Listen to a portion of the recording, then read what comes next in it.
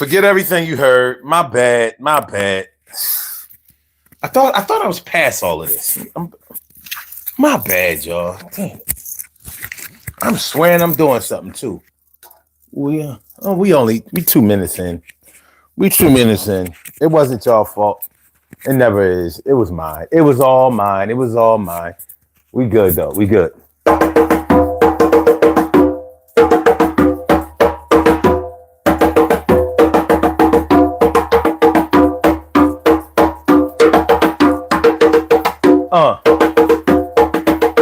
Saturday.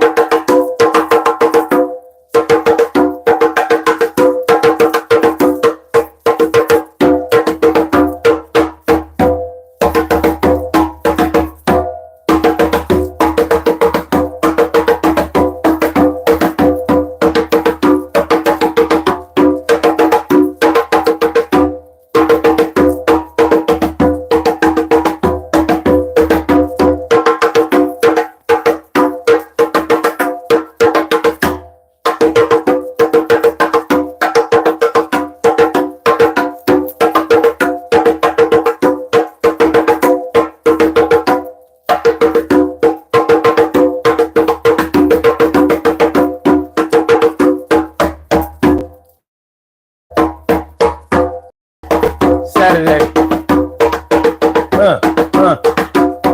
Are we still reckless? How many of y'all still out there scrambling?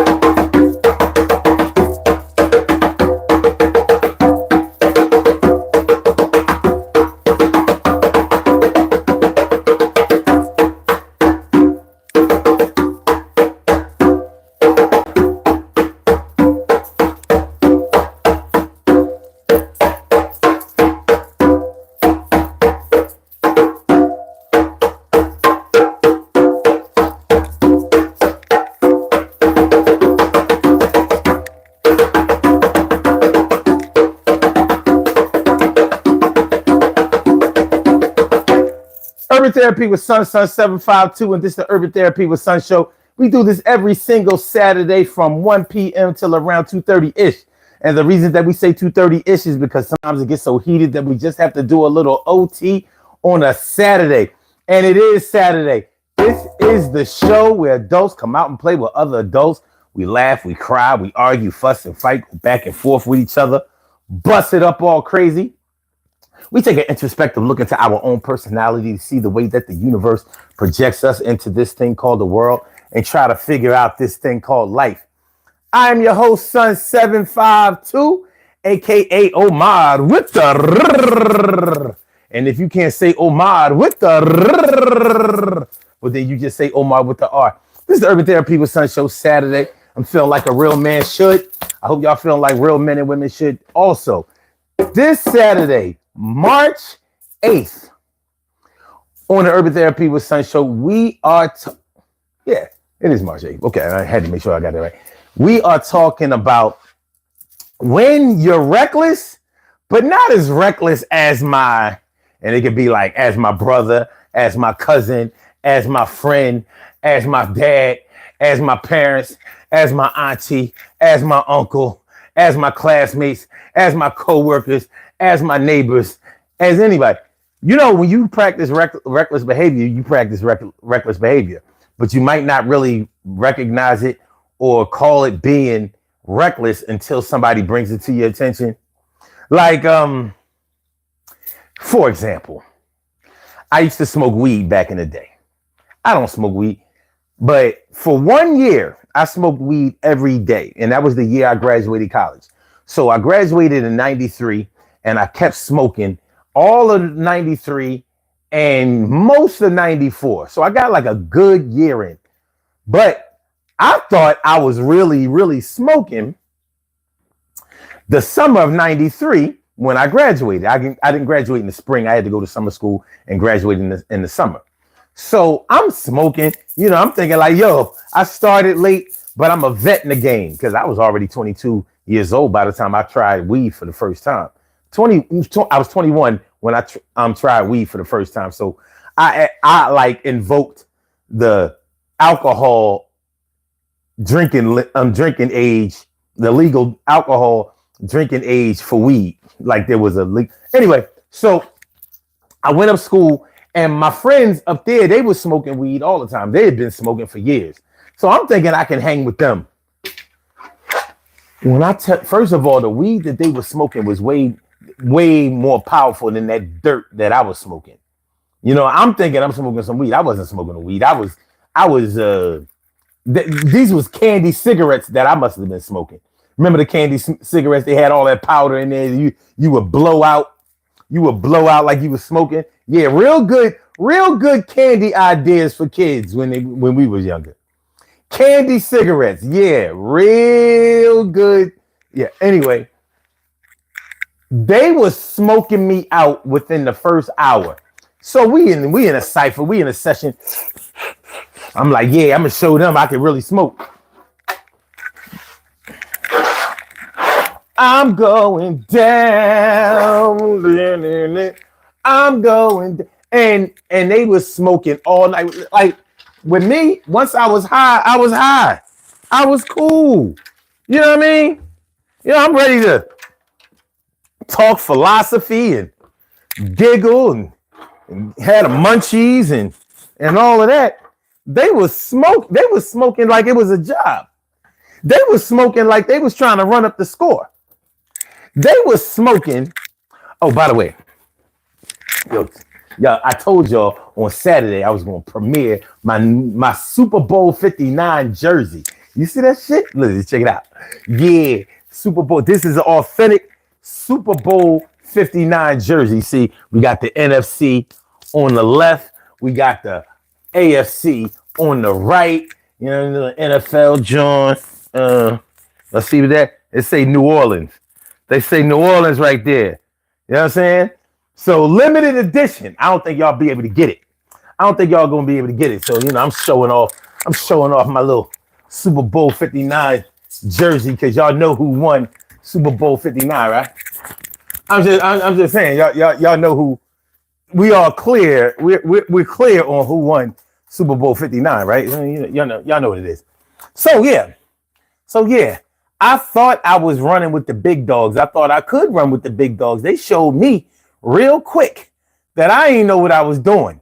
Not only was I an amateur, a rookie, a novice, you know what I'm saying? It's like when you play a video game for the first time and you try to put it on pro or experience or whatever, and you can't get off like the first board. They keep killing you, and you're not getting better. Like, yo, put that thing on easy. You put it on hard. No Diddy. You put it on hard. You ain't ready for it hard. You need it easy. Real easy. So that's what we're talking about today. So or you may think that what you've been doing is reckless behavior. But it ain't. It pales in comparison to what compared to what somebody may do. So that's what we're talking about today. What's going on, y'all? How y'all feeling? Urban Therapy with Sun Show. T. Carey Wright, morning, noon, and night. It's always great to have my people going directly into your site. And my brother Ansel Jones is in the house. What's going on, my brother Ansel Jones? What's good? Always good to see you. Always good to see you. And reverse 4K10? Or is that reverse 4K10? What up? What's good, man? Thanks for coming through. And West, what up, West? What's good, my dude? Dimples D's is in the house. What up, Dimples? Dimples D's. And so says, hey, smoke weed every day. Like I said, it got me out of the game fast. It pushed me out of the weed smoking game. I mean, I kept smoking, but I realized I had to smoke at my pace. They was smoking like they was in competition. It was like ready, set, smoke. I'm like, can't we just Can't we just get a nice little buzz and, like just, they was like, no, come on, oh, I couldn't, weed never made me sleepy. This did. I'm like, what kind of weed is this? They must have had the good ganja. That was that Penn State weed. Yeah, because I don't know if I told y'all that part. I went up to Penn State to visit my friend. You know how it is. You know how when you get out of school, all of a sudden you want to go and visit school. You was doing everything to get the fuck out of school, but once you got out, you got free. Like you a free slave. Like, yo, let me go see what the rest of those slaves still do. Look at y'all backpack carrying, book reading, class going to, lecture listening to, what do they call it? Research paper writing ass niggas. lab class taking ass niggas. I'm free. I already done my time. Look at me. Look at me. Yeah, I called you fat. Look at me. I'm skinny. It never stopped me from getting busy. Rest in peace, Shock G. Rest in peace, Shock G. All right. Simon TV Plays. What's good? How you feeling, man? Good to see you. And so Joe says, life feels like all Madden sometimes. Man, listen. All I know is I thought I was reckless in what I was doing. And in a way, anytime you indulge in substance use, let's just call it use before it becomes an addiction. But, whether you smoking, whether you drinking, whether you shooting, whether you sniffing or snorting, whether you are consuming, it's a dangerous game, and it can get ugly. But when you come around, get around, are around, well, meet somebody that is that does what you do, but they do it to a level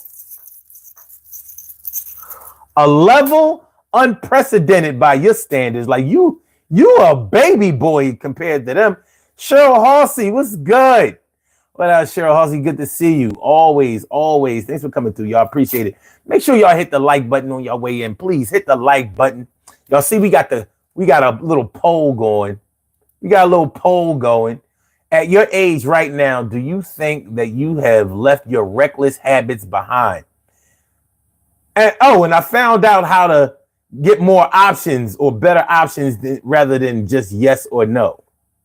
And you know how I figured out? Because when I was going to other people's channels and I'm seeing they polls, I was like, well, how y'all do that? So I started tinkering. I started tinkering around today. And I realized that I could change the options. So heck yes. 40% say heck yes. 10% say not at all. 30% says still working on it. Okay, now that's what I'm talking about. And 20% says I've never been reckless. Never been reckless. That's an interesting choice because I can see how it would be easy for somebody to say that they've never indulged in any reckless behavior, because you may think that even though that what you do is dangerous, it's not reckless. For example, ride motorcycles. You may not be the type of motorcycle rider that does wheelies and jumps ramps or tries to push your bike to do 150, 160, 180 miles per hour. Then that is mad reckless. But it doesn't necessarily mean that you don't weave in and out of traffic. That's reckless behavior, because you don't know if a car that is way bigger than you and your bike, you don't know if they're going to make a sudden move based on not knowing that you were there. Motorcycles move so fast, and because they're so slim and weather conditions can influence that too, that you may not see. You may not see a bike rider on the side of you or creeping up behind you on the side of you or either side. So let's say you were thinking about switching lanes. You didn't see nobody. You switch lanes. Next thing you know, a bike rider is on his ass. And if it's in traffic and the traffic is moving, you know how catastrophic that could be. Shout out to all my motorcycle riders out there. But so you may not exceed the speed limit. You may even be the type of motorcycle rider that always obeys all of the traffic laws. Like you stop at red lights. You know, you don't ride on the shoulder of the road or whatever. But you might take advantage of the speed and the mobility of the bike to be able to get through traffic easier than people in a car can do. Still reckless behavior. Now you might not be as reckless as those four-wheelers, that act like they cannot ride on four wheels ever. Four-wheel drivers in Philly, four-wheel riders in Philly, those ATV riders in Philly, they act like those, like the one or the two wheels in the front are just for show. Unless they like to ride on the two wheels in the front and never on the two in the back. But very rarely do you see them with all four tires on the ground, on the road.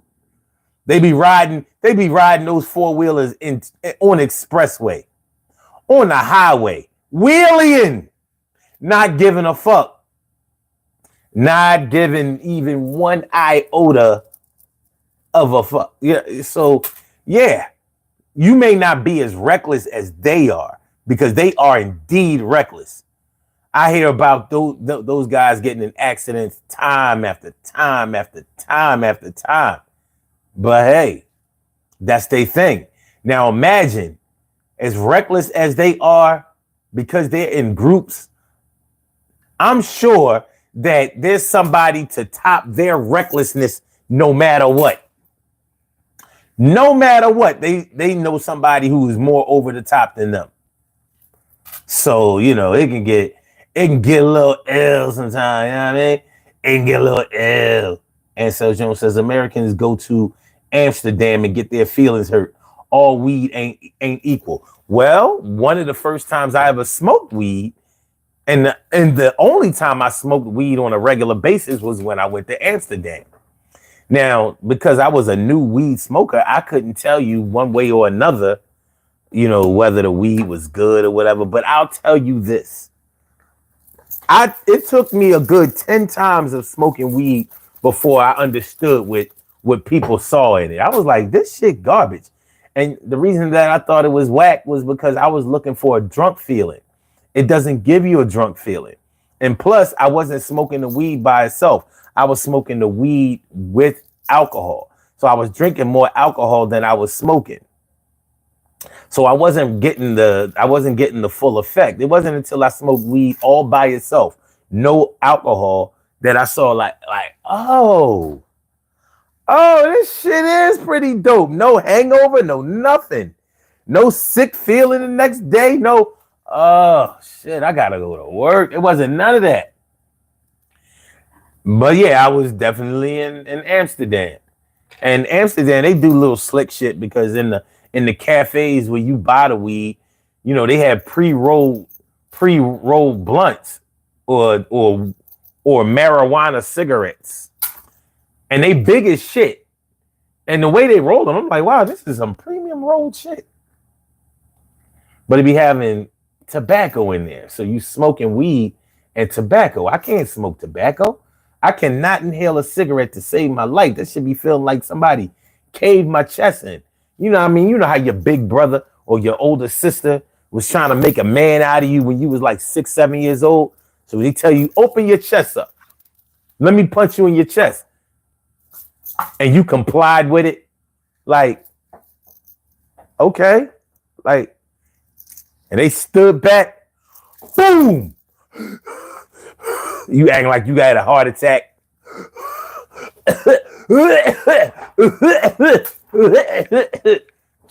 trying to dry snitch and alert your mom to the fact that you just got your chest opened up. Do fathers open up the chest of their sons? It seemed like it was always an older brother or older sister. I know my older sister opened my chest up. Now, I don't know where they got the notion that being able to take a punch to the chest was what made you tough as a little boy. Anybody have any information on that? I'm not even sure if I can Google that, but it seems consistent enough. How does being able to take a open chest punch, how does that make you tough? Like, how's that going to serve you well? Like, yo, hit me in my face if you want, but you hit me in my chest, then you'll make a man. I don't know. Anyway, that's how cigarettes used to make me feel. So yeah, but anytime you indulge in drinking or smoking or any type of substance use that leads to habitual behavior, and then, you know, eventually addict behavior. But even the biggest addicts that I have known have known some worse addicts than them. So, and during the crack era, I knew cats who stole money, stole everything in order to be able to get crack. You know, there's never enough money to support a crack habit. There's not enough money in the world to support a crack habit. So, you know, when you smoke crack, you know, the ones that was really going in, they would be up for days. They would be up for days smoking and smoking and smoking. And there was somebody who was worse than them. There was somebody out there that was worse than them. What up, Golu Sharma? It's a Tupac Shakur song, please. Sorry. And Brian, that Philly boy. The Philly boy, Brian, what's good? What's good, my dude? That's my man. Magnificent Morocco.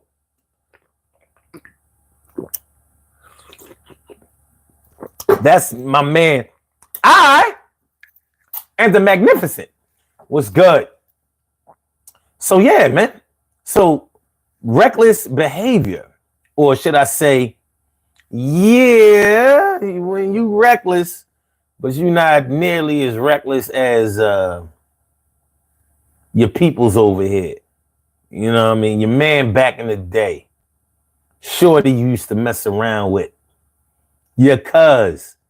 Yeah, like who in this chat, or who in this whole and on this show right now, who within the sound of my voice has lived a life without taking any chances on their life? I don't care if the only chance on your life you ever took was swinging too high on the swings and jumping off that shit. Because y'all know we used to do this. We used to do this, and we used to battle for that.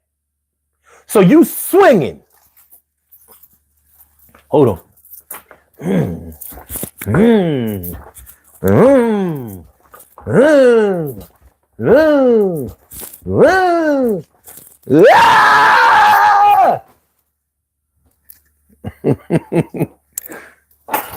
Y'all know those was fun times, and we used to do it. And it's not like nobody never got hurt.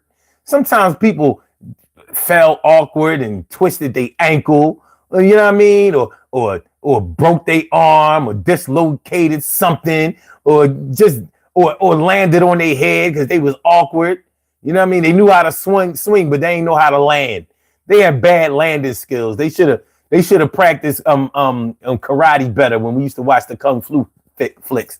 But you know what I'm talking about.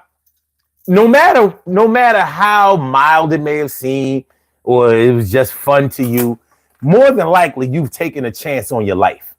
And if you've taken chances on your life or your health or whatever, then you have displayed some reckless behavior. So what have you done? What have you done? And in comparison to somebody else, what we looking like when we on my yo sucker MCs don't buy. Oh, what am I drinking? This is tea. This is tea. This is the good shit. Red clover, dandelion, black seed, and mullein. I got the good honey up in here. Got the good honey.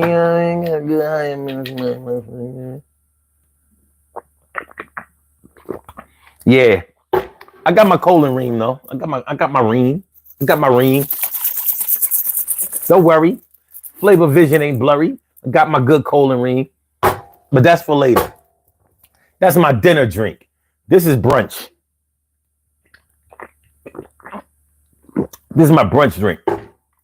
You know, we start off with that and then we move forward. We gradually get better. If y'all would like to call into the show, the number to call is area code 31. Hookah. The number to call, the number to call is area code 21. Hookah. If y'all would like to call in, the number is 267-874-1949. That's the number to call. I said a 267-874-1949. Yes, y'all. I said a 267-874-1949. Yeah, get on the line. I said a 267-874-1949. Yeah, get your shine, baby. Get your shine, baby. Get your shine, baby. Get your shine, baby. 267-874-1949, baby. Call 267-874-1949. I'll get you right on up in here. Y'all know there is no censorship on this show. You can say it the way you mean it. You can express it the way you feel it. And you can blow it the way you show it. It's the Urban Therapy with Sun show. And that's how we carrying it today. That's how it's going down. Hit the like button, y'all. Hit the like button, share the show, subscribe to the channel. Hit the like button, share the show, subscribe to the channel. Hit the like button, share the show, subscribe to the channel. Brian at Philly Bull says, being a dialysis patient, I'm only supposed to drink 32 ounces a day. So you know exactly what I'm talking about. Because I'm wondering how often you are able to maintain that goal of only 32 ounces a day. And when you are a dialysis patient, you can't drink alcohol because what alcohol are you going to consume where you're only going to have where you're going to reach your 32 ounce per day goal? First of all, I want to say peace to you in good health. And I hope that I don't know if you're on a transplant list, but if you are, I hope that you get it. I really, really hope that you get it. I've known people like my brother-in-law. He got a transplant, and he's been doing very well. Well, he started fucking up in other ways, but as far as his kidneys was concerned, he was doing good. So yeah, definitely, stay up with that, and I hope you're good health and prosperity. So yeah, you can't drink but you can definitely smoke when you're on dialysis. It's probably not a good idea to do so, but you could. But if you do smoke when you're on dialysis, that pretty much indicates that a life of sobriety is probably boring to you, or it's probably unfulfilling to you. The only reason that people get high or drunk, or maybe you don't get drunk, but the only reason that people drink or get high is because they find their sobriety life unfulfilling. Like, this shit is kind of boring. I need to pick me up. I need to get my head right. I need a buzz. I need a little buzz, cuz. And everybody has their little substance of choice. I don't want to say your drug of choice, but I'm going to say your substance of choice. And so says I sent a lot of people home without their car trying to drive an American car versus a German. Well, are you saying that German cars can't hang with American cars, or are you saying that American cars can't hang with German cars? Because there are some American cars that can hang with German cars. But I would say that for the most part, German cars are built for speed.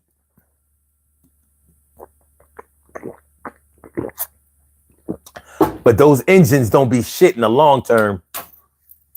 At least American engines be pretty good. Not as good as those Japanese engines or those Korean engines, but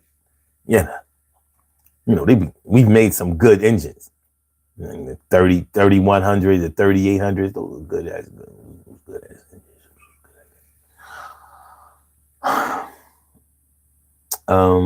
Brian says, doctor won't let me get medical weed.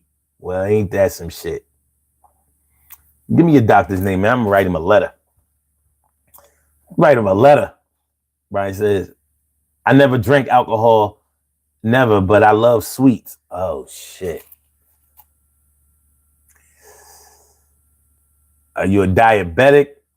Because eating sweets and you're a diabetic.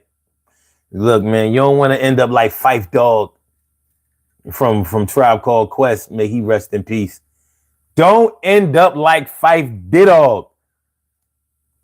Whatever happens, do not end up like Phife Diddy. But yeah, I think everybody practices a little reckless behavior. You may not recognize it or acknowledge it until somebody brings it to your attention. Like I drive pretty fast, but I'm conscious of the fact that I drive fast. And sometimes when I'm coming home from work, I'll be thinking to myself, like, because I got this little penchant for 100 miles per hour. I don't really like doing more than 100 miles per hour, but sometimes I push it up to a 110, 115 or whatever, just to see how good the car drives at that speed. And I'm really just trying to see how good the car drives at that speed, because a lot of cars get to shaking and bitching. You know what I'm saying? They act like they're going to break apart at high speed. So I just be trying to see how the car drives at that speed. Plus, I like the speed. And that's a problem, because at that speed, if you have a tire blowout, or if you have to make a sudden turn or pivot, it's over. It's over unless you are like a professional driver that knows exactly what to do in those situations. And I'm not. But even as I get up to 100, 105 miles per hour, somebody will come up and pass me doing, I don't know how fast, but I know they was doing faster than 105 miles per hour, because they passed me like I was standing still. They passed me like I was standing still, and I'm doing a buck or a $1.05. So what are they doing? And they don't seem to care. Shoo! I'm like, go grease lightning, going in a quarter mile. Grease lightning, go grease lightning, go grease lightning. Yeah. Reckless.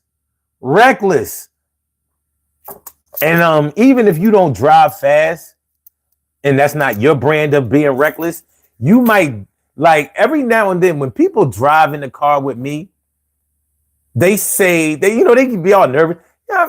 First of all, let me just say this to y'all little scary ass passengers out there. I know how to drive. Okay? So if I come up on the side of a car, so I can make a right turn or whatever, I know what I'm doing. I don't need you grabbing that little handle above the window, or I'm seeing your little right foot. I'm pressing your imaginary brake. I don't need you doing all of that. I know how to weave in and out of traffic. You don't see me with no traffic accidents and all of that shit. It be them good drivers, them so-called good drivers, those defensive drivers, they the ones always got a fender bender. Oh, somebody T-boned me. Somebody hit me on my blind side. Somebody ran the light and they tore off my whole front and my quarter panel. I gotta put my. Do you know how to call the insurance company? I ain't never been in an accident before since I had my last accident. Fuck out of here. You don't see me bitching. Only time I get a scratch or a dent in my shit is when I park my shit and somebody, drive too close and fuck up my mirror or some shit like that. I ain't do it. They did it. I wasn't in the car. They was. I just wanted to get that straight. So every now and then when the person drives, when they ride with me, you know what I mean? You ain't got no brake over there. It's my car. Get out of here. And you know what? And I'm going to tell you something. You know, them scary ass passengers, a lot of time they women. But they always want you to drive their car. When y'all go somewhere, you want to drive? If it's their car. You want to drive? I thought I'm scared. I thought I scared you when I drive. Oh, you want to drive or not? In other words, now it's a testosterone thing. You know what I mean? And she can't be driving her man around. So I can't put the seat way back. You know what I mean? Play on my phone while I'm looking up at the ceiling because my seat's so way back. My seat's... Yeah. I'm beating this motherfucking words with friends. You can't fuck with me. They can't fuck with me when the moon is in Taurus. Ain't no way you gonna fuck with me when the moon is in Taurus. I got this shit. Nobody can beat me when the moon is in Taurus. So anyway, yeah. Do y'all understand what I'm saying? Do you understand? Do you understand what I'm saying? Anyway, let's keep it moving. What up? MKO? Miko? Oh, damn, Brian, you diabetic too? Shit. You can't do nothing. Stay away from the tasty cakes. Miko says, yo, how's y'all day going? And also, it's been a minute since I've been here, and I'm happy you still doing the lives. Yeah, man, we never gonna stop. It's like I've been doing this shit forever. I can honestly say until I close my eyes for the last time, I probably would never stop doing this. But I appreciate you coming back through, man. And I definitely remember you, and I'm glad to see you again. Always. Do you? But let me ask you this: Do you be getting notifications for the lives? Because it seems like they're sending a certain patch of people the notifications, and then everybody else they like, nah, we ain't gonna send it. You know what I mean? He can have the same people at his lives the whole time. I mean, every time, and we ain't gonna be no new people. We gonna outmaneuver algorithm. We gonna outmaneuver algorithm. Jen Ramirez, Señorita Ramirez. Señorita Ramirez. Señorita Ramirez. Señorita Ramirez. What up, Señorita Ramirez? ¿Cómo está, Señorita Ramirez? TK Wright says, you drive too fast. Always drive the speed limit. Yo, y'all. Don't respond to TK Wright. Somebody has infiltrated. Somebody done hacked their account, and they talking crazy shit. Because on this show right here, she has expressed that she got a lead foot. She would have a gold foot, except for it's too expensive. So until we get this situation straightened out, don't nobody listen to TK Wright. Because I don't know if this is a Nigerian, she's been spammed by Nigerians, an Asian son. You know what I mean? Maybe one of the motherfuckers that Elon Musk got looking into your personal financial information. I don't know, man.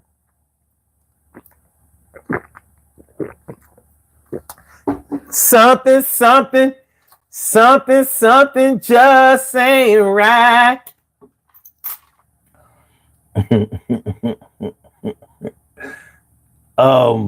Ansel Jones says as bad as I-95 roads are, 100 miles per hour is wild. In Philly, see, at 1 a.m. in the morning, no, it's actually all right. Don't be no cops out there. That's the only reason I even take a chance on it. Because I hate tickets like I hate the devil. So it don't be no cops out there. You know what I'm saying? You can just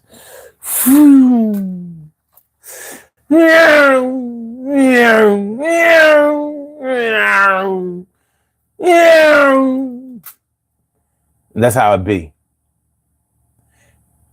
Miko says, I try to join the lives when I can, and that's when I get the notification. All right, cool.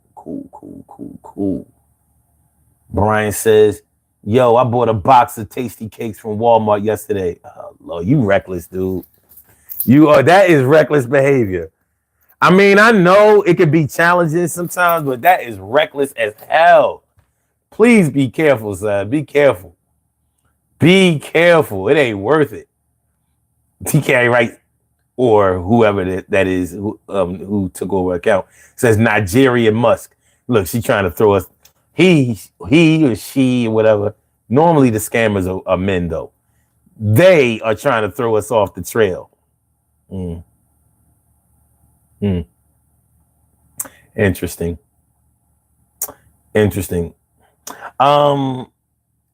Miko says, and also, where the cow bone necklace go, man? That shit was fire. Y'all, all right, tell you what. Y'all want to put the cow bones on? Listen, y'all know, if y'all request the cow bones, then let's put on the cow bones. Let's put on cow bones. Put a cow bone. Y'all ready? Because I stopped doing this because it was taking too long. Let's do it. Which one y'all want? The one on the left, the one in the middle, or the one on the right?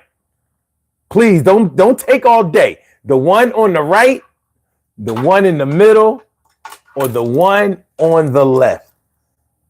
All right, TK Wright says right. All right, this is the one on the left, the one in the middle, or the one on the right? All right, so what we got? We got one for right. We got one for left. We got two for right. We get another right. Oh, we got, all right. They saying one. So we got three for left. Looks like the left going to win. It looked like the left wins. That's the left. Y'all chose it. It looks like the left gonna win. All right. I want to thank y'all for making it happen fast, not making me wait.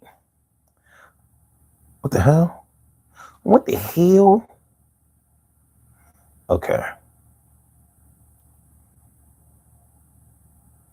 Okay, let's go. Hold on. All right. Well, look at you, sirs and madams. Look at you, madams and sirs. You're looking good. You're looking real good. Hey, ladies, you're looking beautiful. You're looking pretty. You're looking gorgeous. You're looking sexy, elegant. Brothers, you're looking fly. You're looking handsome. You're looking suave. You're looking debonair. Everybody's about to hook up right now. Everybody looking good. Real good. You know what I'm saying? Real good. Yeah, man. Yeah, take a screenshot. I'll give you what you got to take a screenshot. I'll give you like it a lot to take a screenshot. Yeah, you know how it go. Y'all was rocking with the Urban Therapy with Sun Show with O. All right. Yeah, good shit. I be saying to myself like, all right, I'm gonna start making a way to.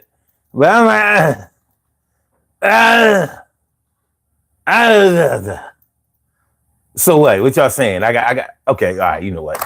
If y'all wearing y'all bones, it's only right that I wear my bones. I can't let y'all bone alone. You know, it's like that. It's like that. Phyllis Hyman said, "I can't take this boning all alone. I can't stand this boning all alone. Meet me on the bone as fast as you can."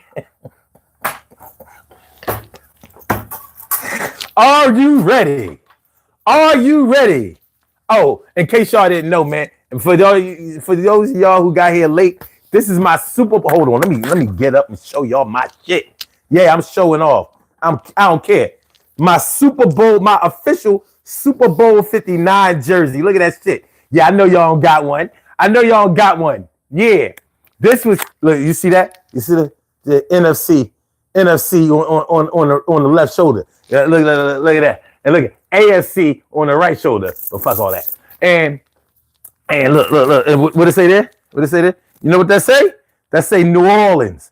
Now we know who won Super Bowl 59, right? Limited edition, baby. No, you're not gonna be able to get one of these. You like it though? You like it? You feeling it? I was feeling it. Yeah, Super Bowl 59, man. It's commemorative. We know who won Super Bowl 59. We know. I know. You know. We know. You know. You know. Yeah. All right. When you're reckless, but not as reckless as them, you're not as reckless as they are. You know, we all know somebody that's more reckless than we are. Does anybody in here practice extreme sports or like mountain climbing? Like mountain climbing cats is crazy, man. You know what I mean? Look at all those dead bodies that you pass by. Can you imagine trying to climb Mount Everest and thinking to yourself, yo, I'ma make it. I'ma make it. Once you start up Mount Everest, there's nobody that can save you. They can't like send a helicopter over there to get you. So my thing is the people who have made it, because there have been some people who were successful climbing Mount Everest. But then what? After they made it, then what? Well, let's look it up. Hold on. But before I look it up, the people who climbed Mount Everest walked by, trekked by dead bodies of other people who made the trek. What does that do to your psyche? Like, yo, it's mad dead bodies up here. And can't nobody even recover the bodies. So they loved ones, did they even get word that they didn't make it? And then you have to start thinking to yourself, like, am I gonna make it? It's cold out this bitch. It's windy out this motherfucker. The terrain is messed up. Am I? Let's see. What happened? What happens to the people who successfully climb Mount Everest?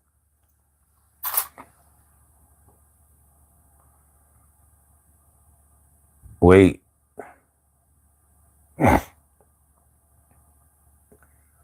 Let me get this straight. It costs $40,000 to climb Mount Everest. It says the thing that such expeditions are costly is because of the royalties climbers have to pay to the government for allowing climbers to climb these peaks. And Nepal, no doubt, has the right to charge royalty fees because it has maximum numbers of 8,000ers, as well as some of the most dangerous and unclimbed 7,000 peaks. Now, it says, all right, what happens to people who climb Mount Everest? Well, when you're climbing above 8,000 meters, a lot can go wrong. Acute mountain sickness and exhaustion are believed to be the leading causes of death on the mountain. The high altitude can lead to cardiac arrest and strokes, and minor injuries can become a death sentence. So,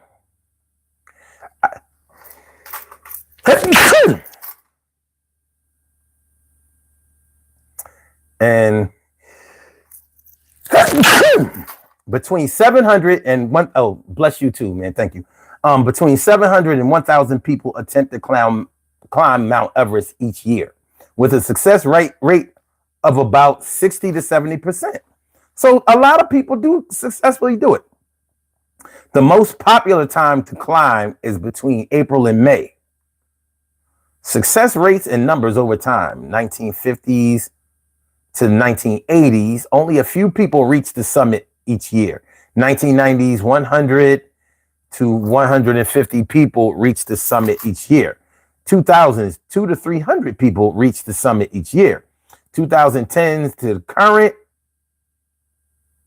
500. Oh, no, it just says 2010s, 500 to 600 people reached the summit each year. 2020, no summits due to COVID-19 in 2020. In 21 to 23, 400 to 600 people reached the summit each year. 2023, an estimated 600 people reached the summit, but there was a significant death toll. So more and more people are successfully climbing Mount Everest.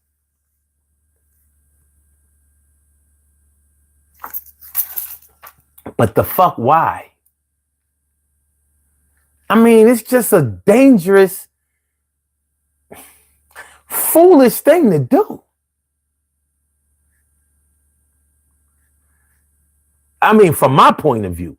But imagine the people who have the idea to climb Mount Everest, Kilimanjaro, places with high peaks like that. You know there's somebody out there that's more passionate than them than they are, more willing to take a chance. Like, no, we're not going back. I gotta do it. I gotta complete this mission. That's reckless, man. That's reckless. And hopefully anybody who does that, hopefully they don't have kids.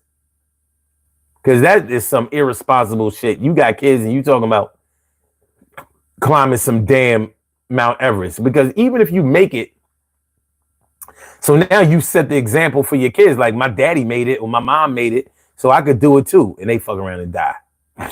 I don't know, son. I don't know. I don't know. Okay.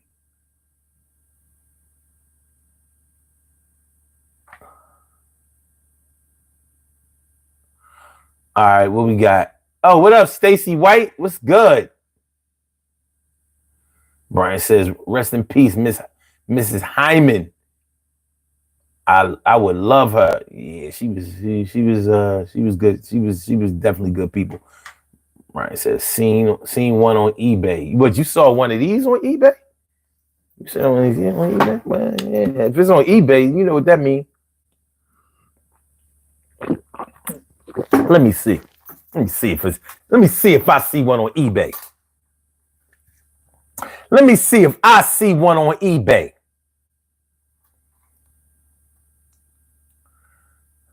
All right. Super Bowl 59 jersey.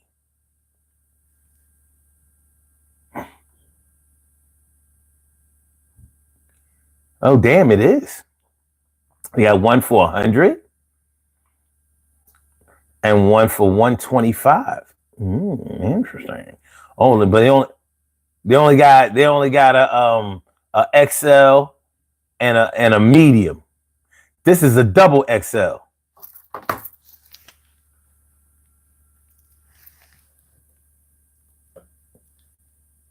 Yeah. So y'all might be smaller than me. Oh, I see a large. I see another large. They all want 100. Oh, look, they got this whole package here. Commemorative game ticket, jersey, swag for 400. 130. Extra large, 130. Well, I got mine straight from the Eagle store. Look, somebody want 219 for this. Man, ain't nobody going. Hey yo, son, you know you wailing out here. Yeah, son, yeah, they wailing. They wailing. Okay. All right. So you can get one. Man, I'm pissed. But anyway, it's all good, baby. It's all good. Miko says, I would be scared or worried if someone I knew never came back and I got no word from them. It's just a chance that you could take that it just doesn't seem worth it to me. I don't know. I guess, you're a thrill seeker. But if you're a thrill seeker, you are definitely reckless. You can't be like a careful thrill seeker. The thrill is in the recklessness.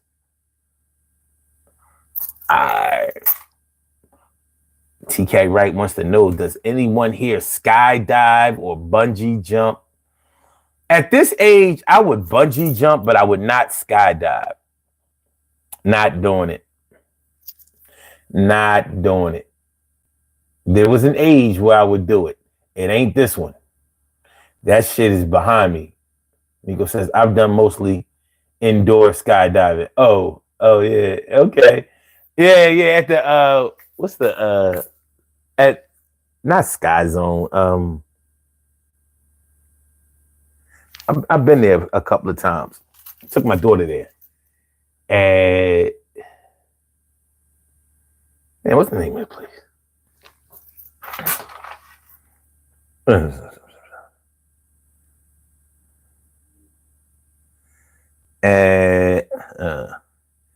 Indoor skydiving. I fly. It's all right. I wonder if I don't know if that's like real skydiving. You know what I mean? But you get up there, up in that tube, that long tube. They make it like the instructors show you. He be having all this fun. Yet all you get to do is whatever he instruct you to do. He gotta hold you. I'm like, man, I pay all this money we pay, man. Just let me hurt myself, or turn this shit on so high that there's no way that I'm gonna be able to hurt myself by falling to the ground. All right, TK Wright says, I've done that too. Want to go like 3 more times so that I can be comfortable going real skydiving. Oh, okay. Nico says, I've done real skydiving like 10 times. Oh, wow. Really? At what altitude do they let you out of the plane when you skydive? I know it's not at 30,000 feet. You ain't gonna survive that. So how far up?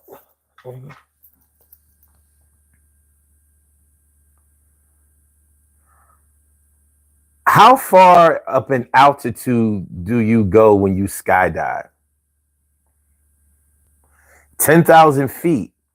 The most common exit altitude for skydiving is 10,000 feet. That's still far as hell.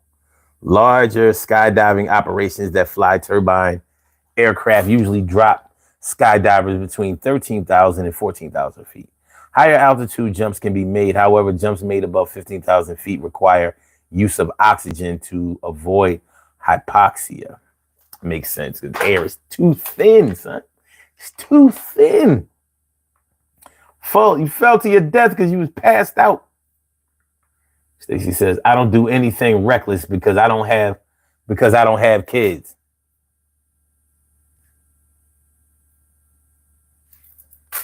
Wouldn't that be the reason to do something that was reckless? And how do you know you don't do anything reckless? Because earlier in the show, we was talking about drinking and smoking and stuff like that. So, I know that if you drink or if you have drank, You know somebody who drinks more than you, but that doesn't mean that you didn't drink a lot. I used to drink a lot. I used to drink until I blacked out. I was like the blackout king.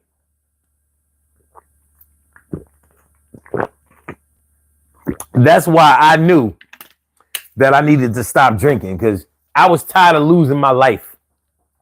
People telling me I did shit. I'm like, no, I didn't. They like, yeah, you did. And other witnesses are co-signing. I was like, they're all conspiring against me on some Julius Caesar shit. Et tu, Brute? Et tu, Brute? Et tu, Brute? Then fuck y'all. I'm Caesar. No, I ain't no then die Caesar. Nah, I'm out of here. All right. Okay. Brian says, how much was yours? I need a 3X. Mine was only,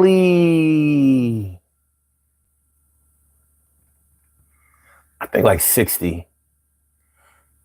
It was the last one they had at the Philly Pro Shop. It was the last one, the absolute last one. And I think, so they had reduced it to like $59.99. That's what it was. That's what it was, Kush. Okay, Miko says, yeah, about 10 to 12,000 feet. Okay.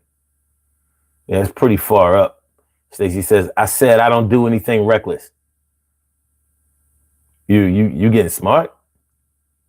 You getting smart? I mean, you trying to kick knowledge? You a baller? Huh? Huh? You huh? You know what I'm saying?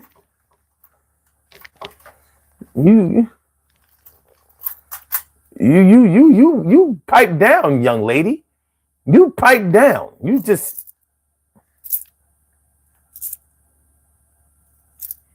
You writing loud. You writing too loud. You level. No, it was the last one, period, T. Carey, right? They said it was the last one. There was zero. Like when you picked out they had the other sizes all blacked out. It was actually grayed out.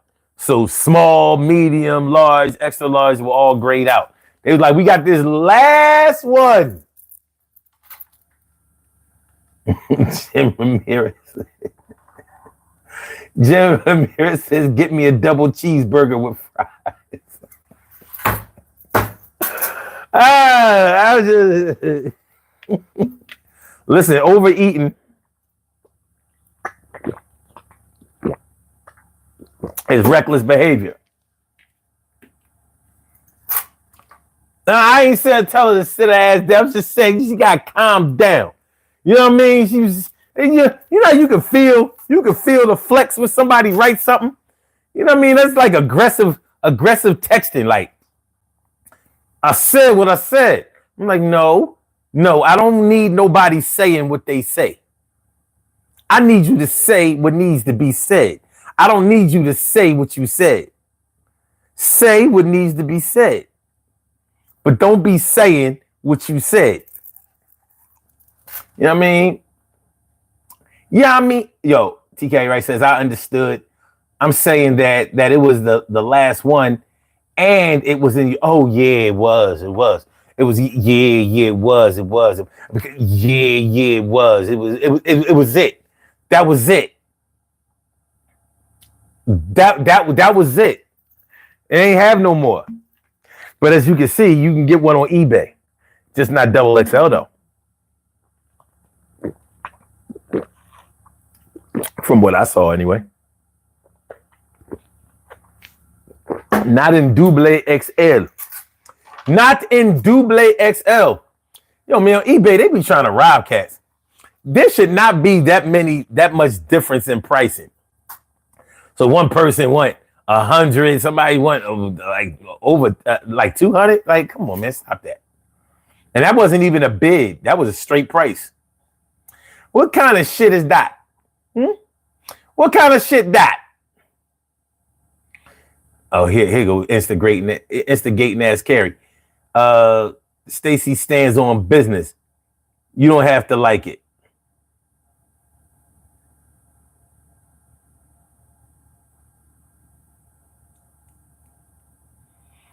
Standing on business. You don't have to like it. Standing on business. You don't have to like it. Standing on business. You don't have to like it. Standing on business. You don't have to like it. Standing on business. You don't have to like it. Standing on business. You don't have to like it. Standing on business. You don't have to like it. Standing on business. You don't have to like it. Standing on business. You don't have to like it. You have to like. I said I'm standing.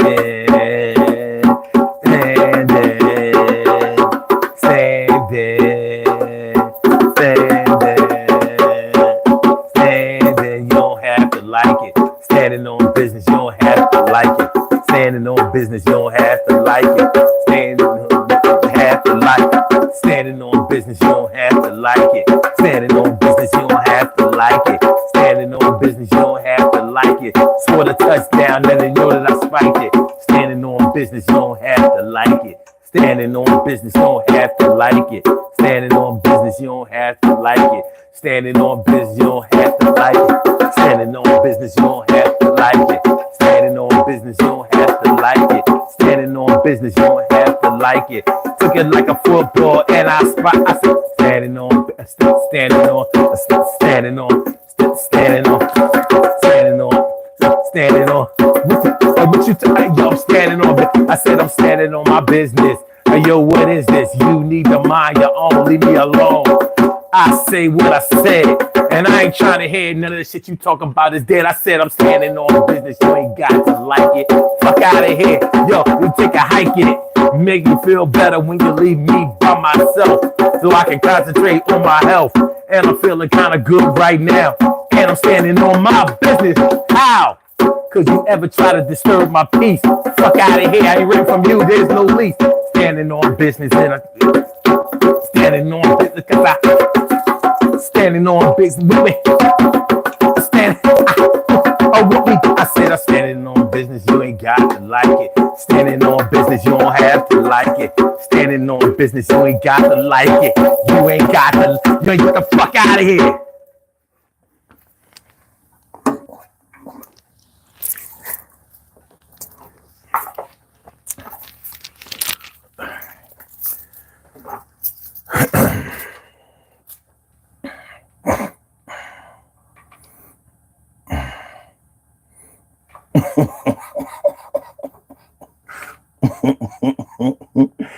Every day.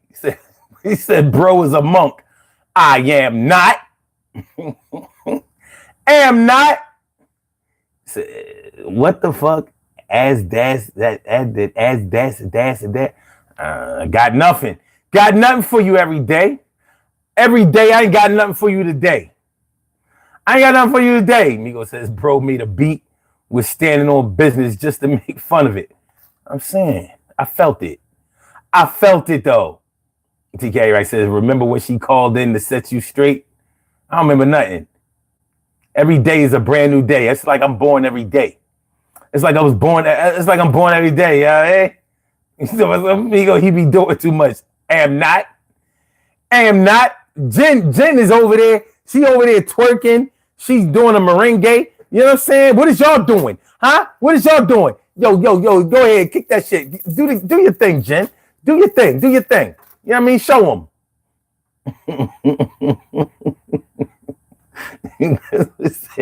Why is it a vibe, though? That's right. He said, I'm about to make a TikTok. Make this a TikTok sound. Troy McNeil. Man, fuck that. Get my shit back.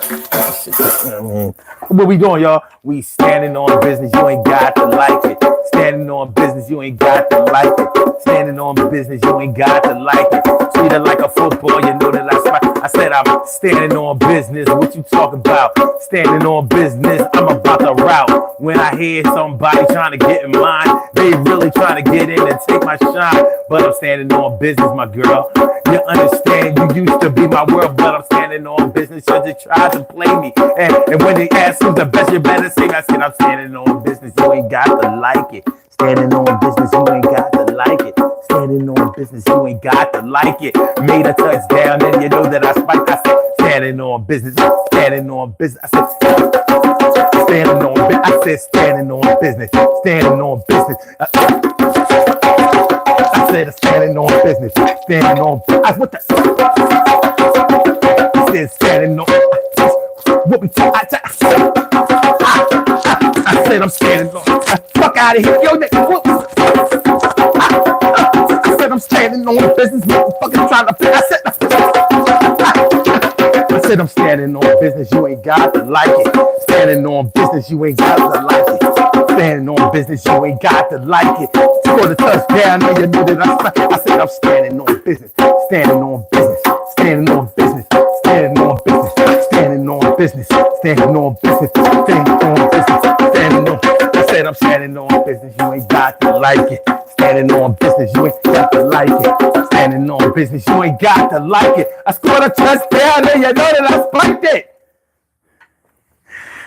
Nigga. Fuck is these niggas talking about, son? You know what I mean? I'm like Devontae Smith when I made the game 34-0, Super Bowl 59.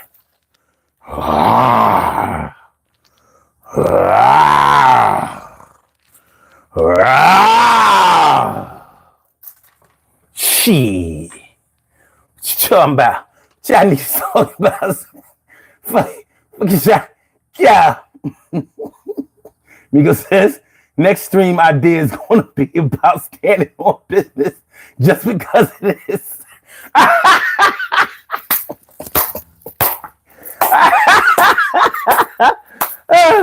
Oh, shit.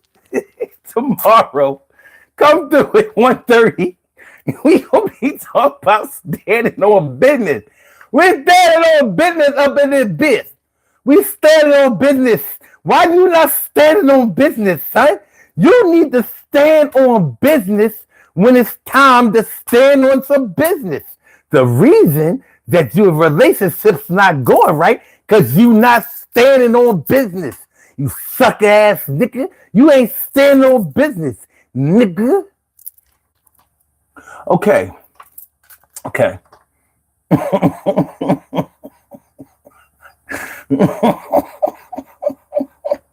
There was these talking about some manic behavior. You chill. You know what I mean? What we not gonna do?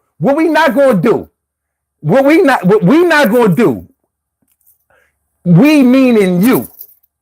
Is we not gonna be dissing me. We meaning you with the D and the D. So your name start with a D and it ends with a D. Sort of like David or Daoud, which is the same name. David and Daoud.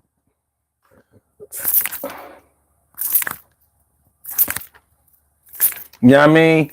Yeah. I hit you with the rotary dial, motion.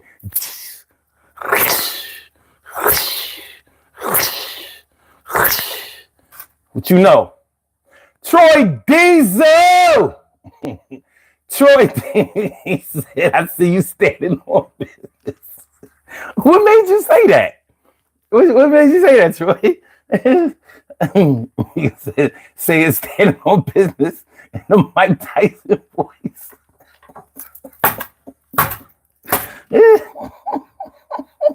TK right talking. I can't breathe. Stacey says, I got a song out of it. That's right.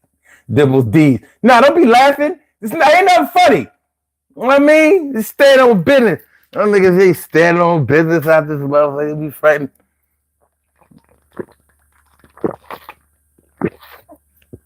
Y'all be thinking y'all stand on business because y'all got your taxes done by H&R Block or some Hewlett Hackett.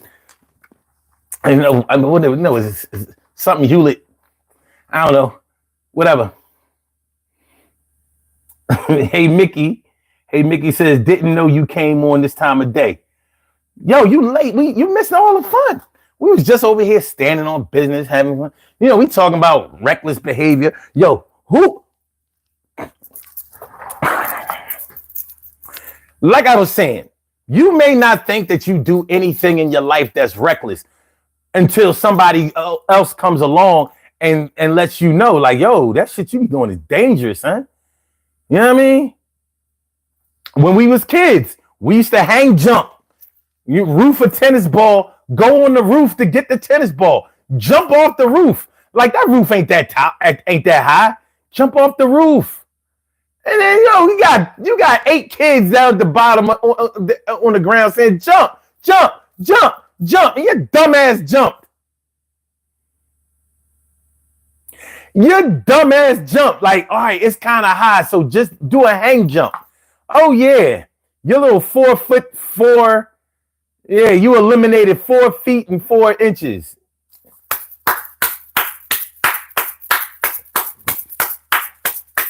Good going.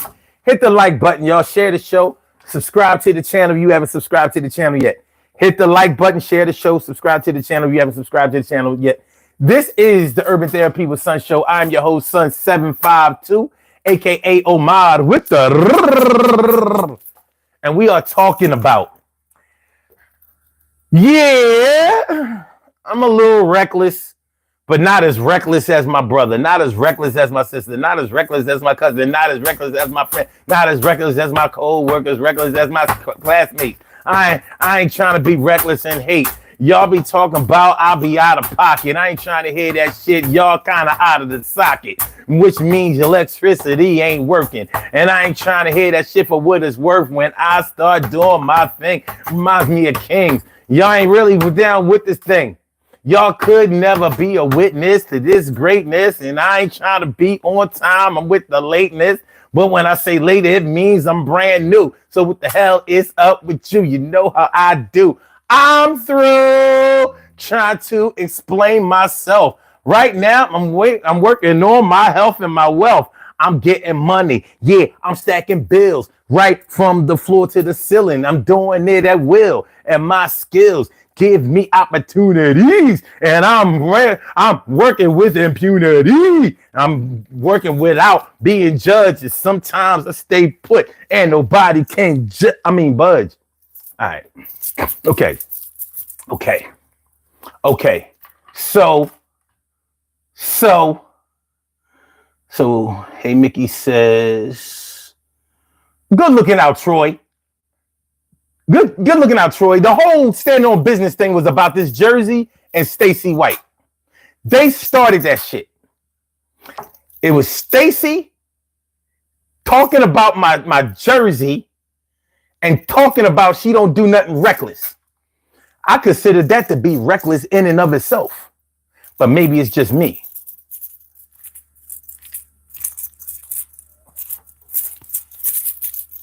Oh, this nigga talking about, the Woman in Red soundtrack. You know what? And that was Stevie Wonder. All right, then. Oh, Jackson Hewitt. Yeah. I was like, Pack. I'm saying Hewitt Pack. I don't know what the fuck I'm talking about. No, don't listen to nothing. I just invalidated this whole live. Okay, hey, Mickey says, heck, even taking some vitamins and supplements could be considered reckless. Absolutely. Especially if you don't know what you're doing. I mean, all of those wrestlers that have died before the age of 40, they sure took a lot of vitamins and supplements, didn't they?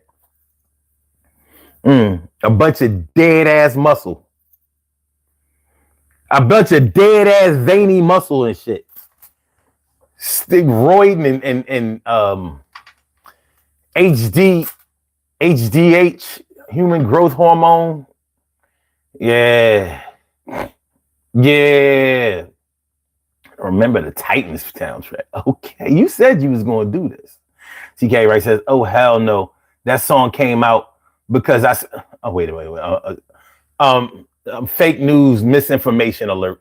All right. Oh, hell no. That song came about because I said that Stacey stands on business and you don't have to like it. Oh, yeah. Show me where that started it.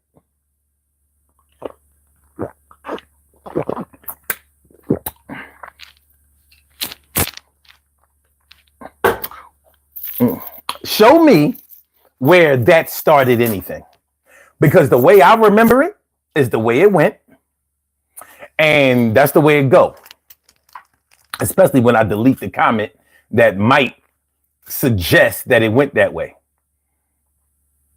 I better get to it before she do. Anyway, that's not how it started. It started the way I said it. Like I'm about to do y'all like Trump do y'all. Like I'ma just put shit out there and y'all gonna believe me because y'all rock with me, and so anything I say is a fact. You gonna listen to TK, right? She got a wrench by her name. She the one that be deleting y'all comments.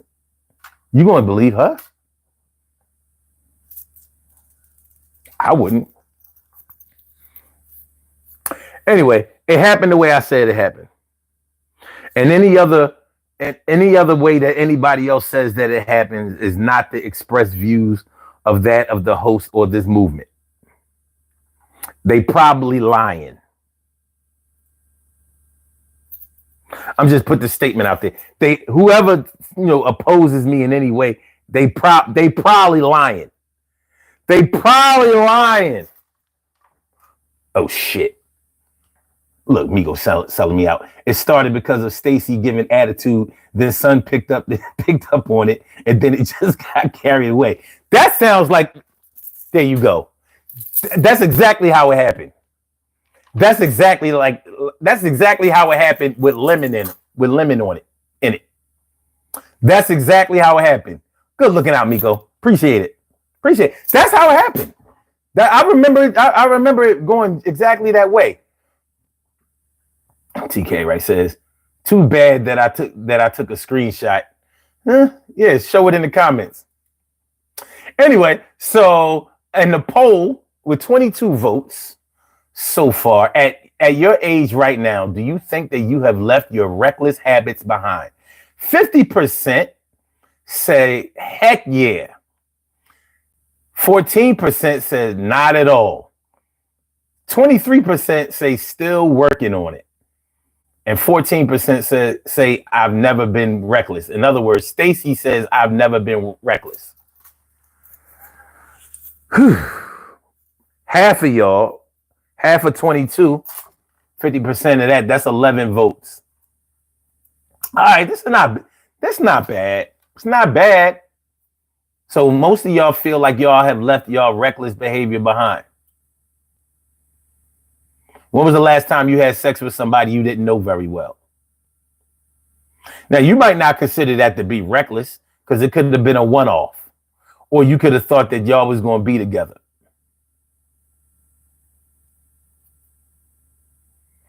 You could have thought that. It's still reckless.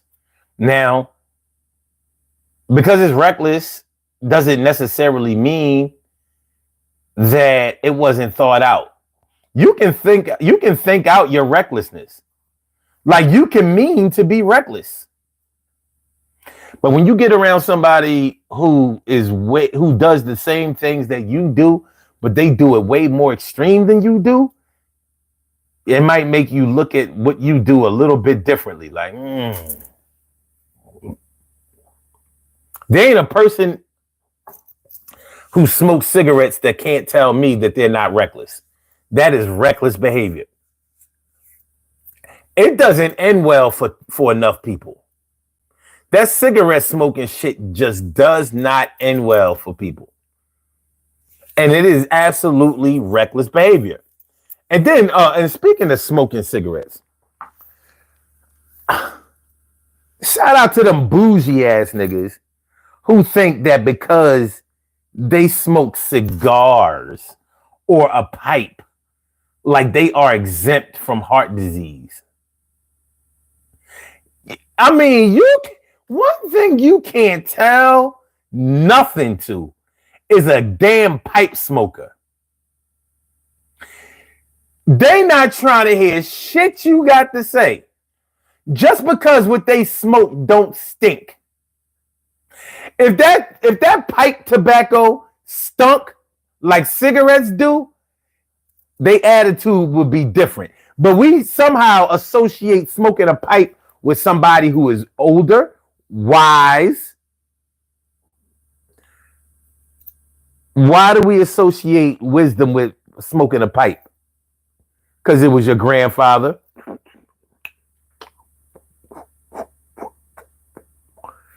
For all we know, that pipe tobacco was probably worth like 5 cigarettes at one time. For all we know. For all we know, right? But you can't tell them shit. And them goddamn cigar smokers, you can't tell them nothing either. Oh, well, we don't inhale. Then what you doing it for? What are you doing it for? Spending all that money on them goddamn cigars. At least with cigarette smokers, they know they understand the assignment. They know the risks that are involved. And they only going to spend but so much because cigarettes are always going up. Oh, Troy McNeil says, or vape. Nah. Well, I'm not even going to mention vapes because they know they out of pocket, dog. Them vapors, they are out of pocket. Like, what are you doing? What are you doing? Tobacco mixed with steam or something? What? Yeah, that's for them. That's for them young. I've never met anybody who vaped who thought they was the shit. But them pipe smokers, and I don't know, what is it about smoking a pipe? Do you have to wear a hat, Grandpa? How come nobody's grandmother ever smoked a pipe? Why is smoking a pipe gender specific? Is smoking a pipe gender specific? Does anybody out here have a grandmother who smoked a pipe? I ain't never seen such. I think that deserves a Google.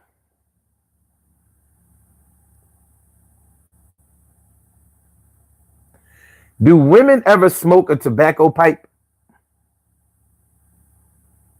Yes, women have smoked tobacco pipes throughout history. Pipe smoking is a personal choice and not determined by gender. History of women smoking pipes. Millie Wollaston, they got names in this bitch.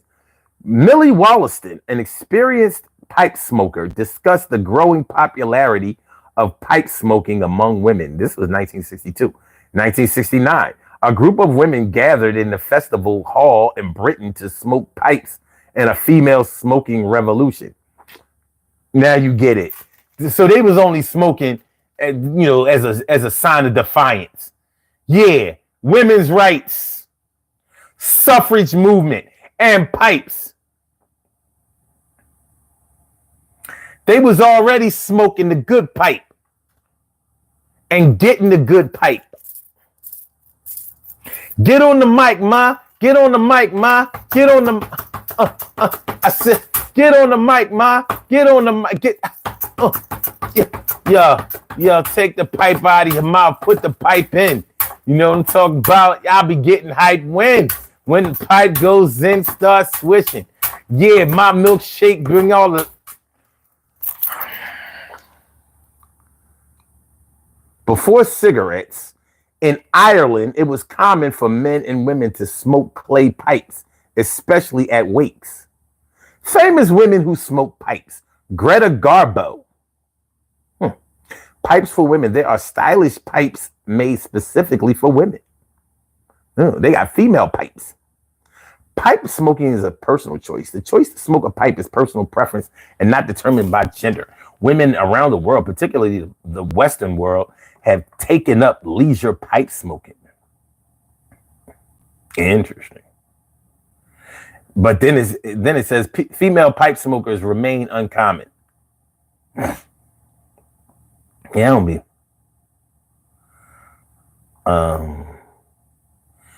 Is smoking a pipe worse than smoking cigarettes? While pipe smoking is generally considered less harmful than cigarette smoking, it is still a dangerous tobacco product that carries significant health risks. Increased risk of lung cancer, mouth and throat cancer, cardiovascular disease, chronic obstructive pulmonary disease, cancer of the esophagus, pancreas, and kidney. Lower comparison to cigarette smoking. Lower nicotine content, less tar and carbon monoxide, longer smoking sessions. All right. So cigarettes are king of bad. King of bad. He says, yes. Troy McNeil says, yes. Yeah, women smoke pipes with crack. They moved on to bongs and hookahs. Oh man, speaking of hookah, what are y'all doing? Y'all hookah smoke. What are y'all doing? What are you doing? If a chick ever tell me that she go to a hookah bar or whatever, yeah, I mean, I'd be like, lose my number, man. Lose my number. Yeah, I'm not going. Listen, I'm not going to be, yo.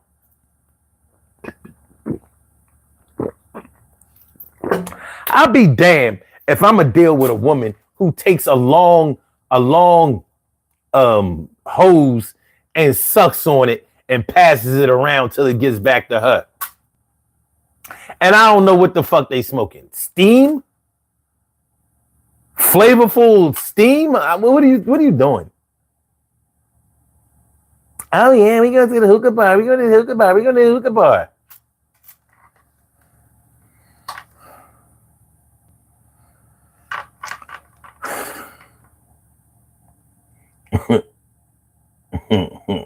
Okay.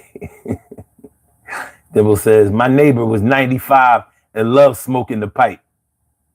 You said smoking the pipe. That sounds like what Troy was talking about. Along with men and bars. Troy says, bars with the knowledge of pipe smoking. TK Wright says, I go to hookah bars every weekend. Well, okay. Well, that would go in line with what I said. You know what I mean? Anybody who goes to a hookah bar is suspect. Something is going on. Because nobody seems to know what they're doing. What are people smoking at hookah bars? A hookah, awesome instrument for heating and vaporizing and then smoking either tobacco, flavored tobacco, or sometimes cannabis, hashish, and opium. Oh shit. The smoke is passed through a water basin, often glass-based, before inhalation.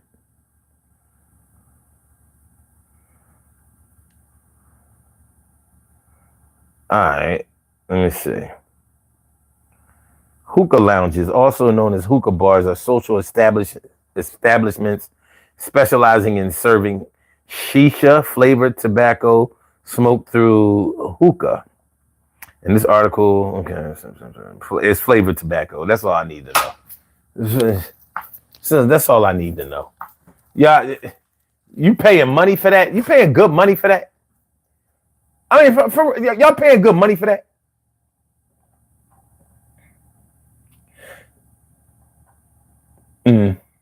Nah, TK, right? Don't try to take it back now.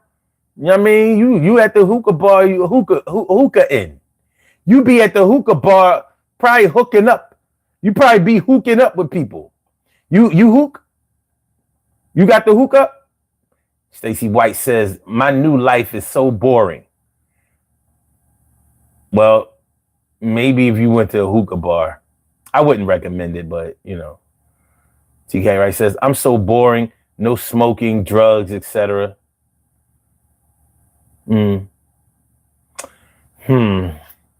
Yeah, boring. Yes, boring. Yes, I feel you. Hit the like button, y'all. Y'all a little light on the likes. Hit the like button, share the show, subscribe to the channel. If you haven't subscribed to the channel, yes, daily. I'm sorry, it's the Urban Therapy with Sun show. I'm your host, Sun752. Feel like a real man should. Hope you feel like real men and women should also.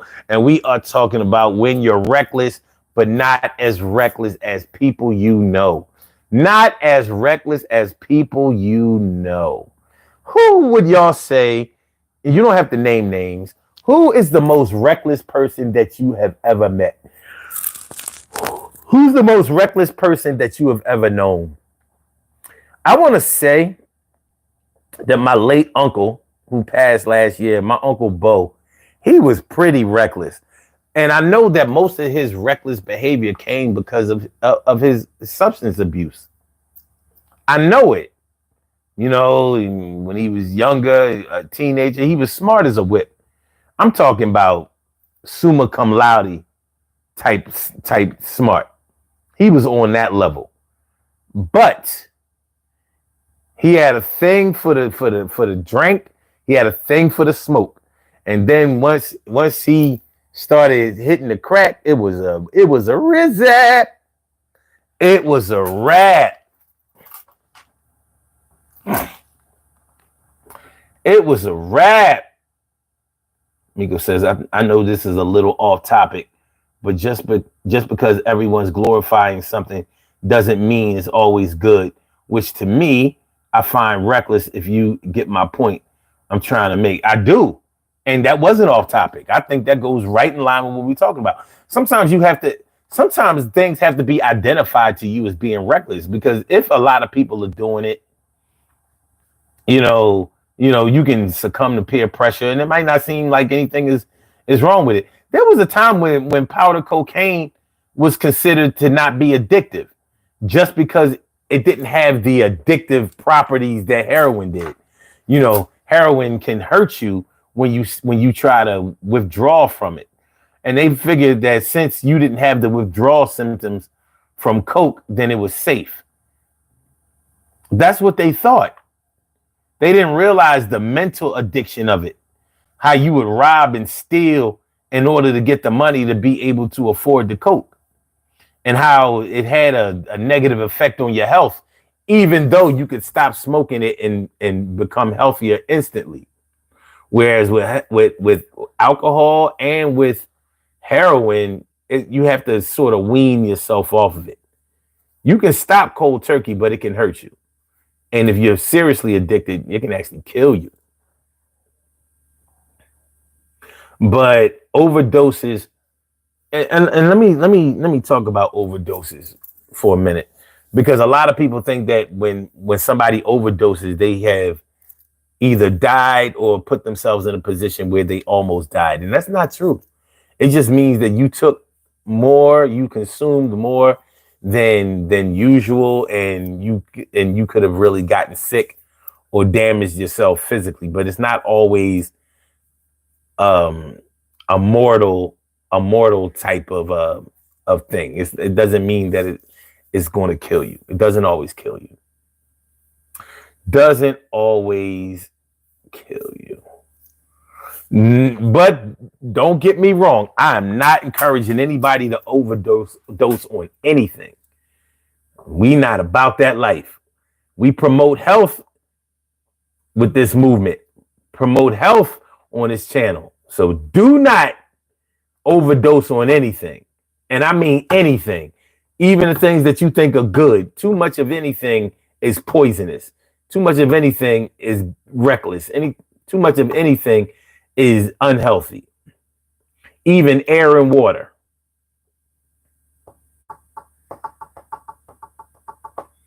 TK Wright says, it's between my ex-husband and my oldest son. They are the most reckless people that you know. Oh.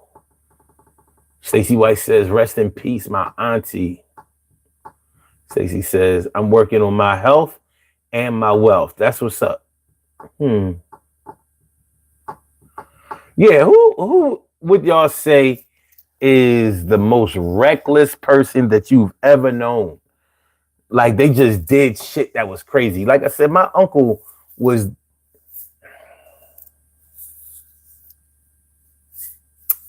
I don't know, man. My family has had some reckless people in, because my big brother, he was pretty reckless too. He was pretty reckless too.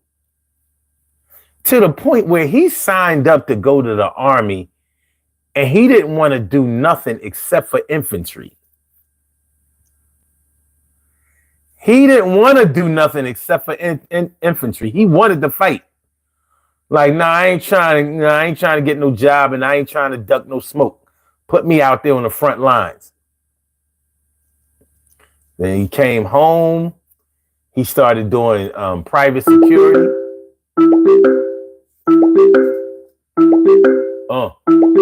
What? Yeah. You have a call from Troy. Triz, what's going What's on? up, boy? Man, it's been a long time since I talked to you, dog. You know what I mean? It's good to hear You know what I your mean? voice. I ain't talked to you in years, man. I'm so glad I got in contact with you. What's going on with you, man? I was wondering if you still had the same number. You know what I'm saying? I was like, wait a minute, this shit look familiar. You know what I mean? Yeah, man. Yeah, somebody told me you had a podcast, man. Yeah, I mean, I've been doing it for a minute. You know what I mean? I've been doing it for a hot minute, whatever. I meant to. So it's 752. Damn. My man, boy. Yeah, that's a nice topic today, man. Yeah.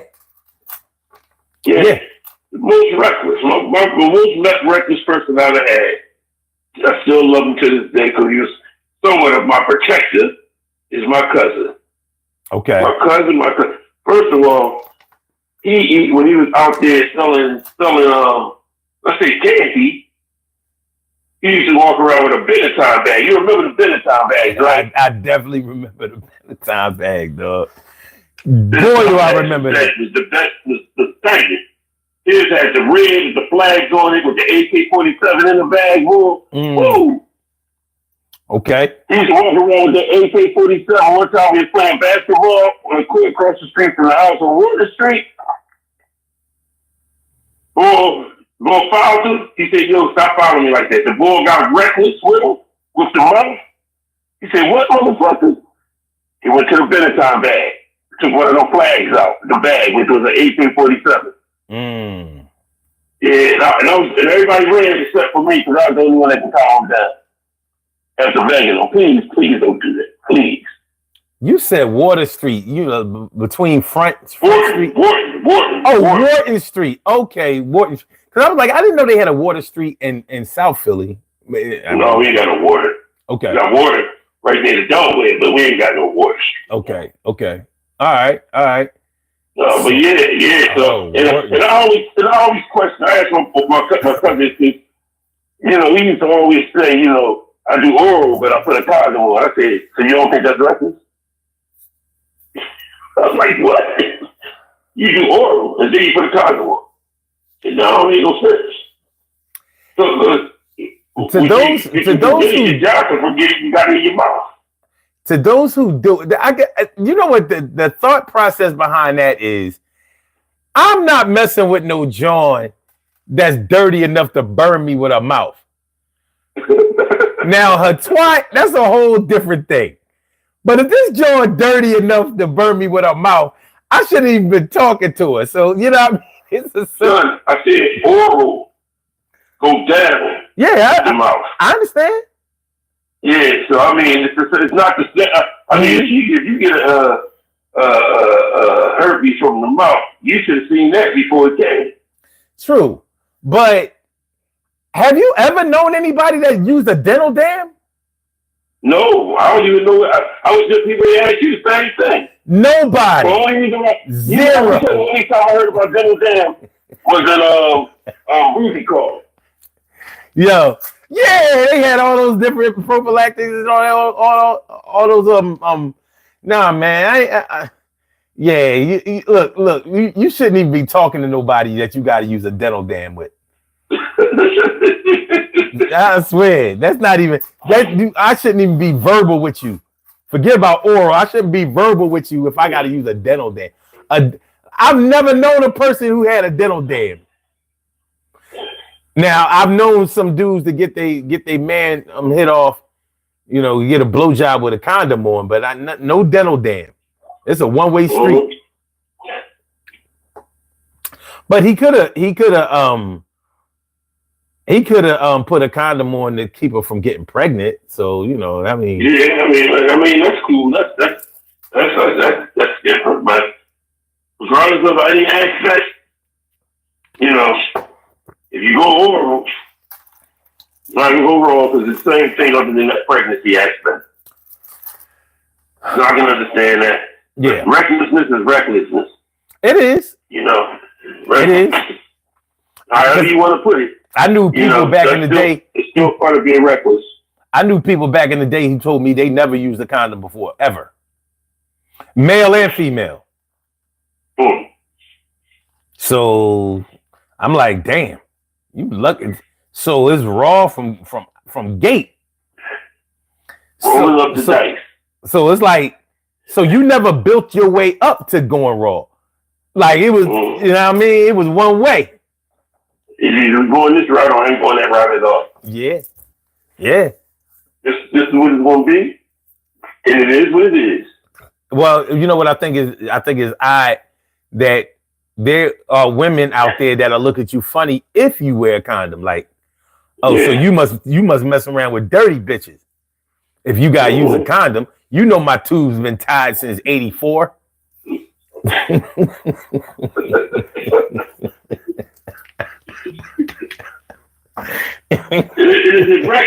It is reckless to go oral and then kiss your man and your woman after you do that. Is that reckless? That's a judgment call.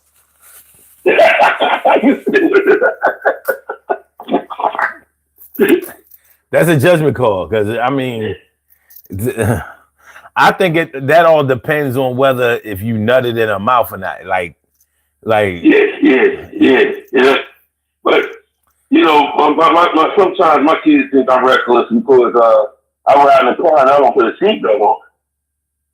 Wow. You know, and I'm like, they're young. I tell them, they're young. Yeah. Nobody. I told them, I said, if I get hit in the car and the car can slip through my big ass out the car, then I'm supposed to go. Because the seatbelt gonna kill me as soon as you hit me if you hit me that hard. You know what I mean? Hold on. In the comments, you see what you have done. T. Carey Wright says, if it's your man or your woman, how is that reckless? How is exactly what reckless? Like going raw from gate or kissing your woman after you bust in her mouth? Personally, I don't think that a man should ever know what his nut tastes like or anybody else's. So that's my thing. You know what I mean? If you kiss your woman after you do that and you say, "Oh, that tastes like apple," then you wrong.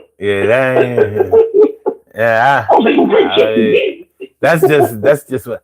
Okay, she said oral to kissing after oral, not the nut. Oh, okay. Oh yeah. Okay. Oral. If your woman hits you off. Okay. All right. Let's get one thing straight. Women don't mind tasting pussy. That's just what they do. That's their thing. A man, not so much. So a man might have reservations about kissing this girl right after she go down on him, but he'll grow out of it eventually. But then y'all have to just, that's between y'all. I mean, that's just that. You know what I'm saying? Like, so you might be able to deal with the smell of your own dick, but you shouldn't be able to taste what's inside of it.